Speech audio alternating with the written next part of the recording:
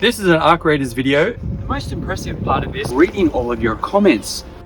It's more and more becoming like a film, being filmed right in front of your eyes without professional actors, but rather humorous, funny, insightful, caring people and villains. My name is Jonathan McCallum and I'm filming this here. I like to be out there in the water. Very intelligent people, much more intelligent than me, are commenting quite often, making me want to play the game. But I think that might be the sign of a successful game, that you can enjoy the culture around it before you even play it. Some people, I think, view video games as a waste of time. You could equally argue, is watching your favorite show on a streaming service or going to the movies a waste of time? Well, probably not, because there is something you're learning about each and every individual in the story. The actors are trying to portray something of humanity, telling a story. Let me know where you're watching this. Let's talk about the fall. When things seem to be falling to pieces, I sincerely hope that you have some people in your life that are rock solid, and that you also are that very special person to another human being. And I won't be taking anything away from the humor of what happens when things go wrong. There's a lot of different ways to look at what is funny in a game. It's just a game, and that's true.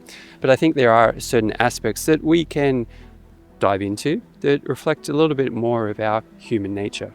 Trying very unsuccessfully to talk about friendship and how that is important in life. And if you are someone who follows Jesus, you'll know how important fellowship is. And if you're interested in learning more about Jesus, I have a lot of videos that I make about that. Friends, brotherhood, sisterhood.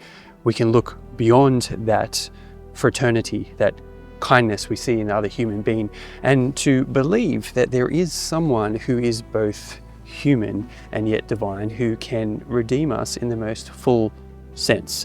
Now, if you've ever been in a difficult situation physically, maybe spiritually, emotionally, and you've called out to God in prayer and you've had an answer to prayer in a sense of relief or hope or help, or God sending an angelic kind of experience where someone has stepped in and been a guardian angel, or you've just felt an overwhelming sense of joy or peace. And I think they're something that can easily be seen as subjective or discounted, yet many people continue to harp upon that experience, and I being one of them. And I think this can be a moment that we don't have to live in despair or just an answer of be closer to friends, be closer to community, but to see that there is a God who created all of this, allowed our minds to have such an ability to enjoy video games, film, movie, art, poetry, and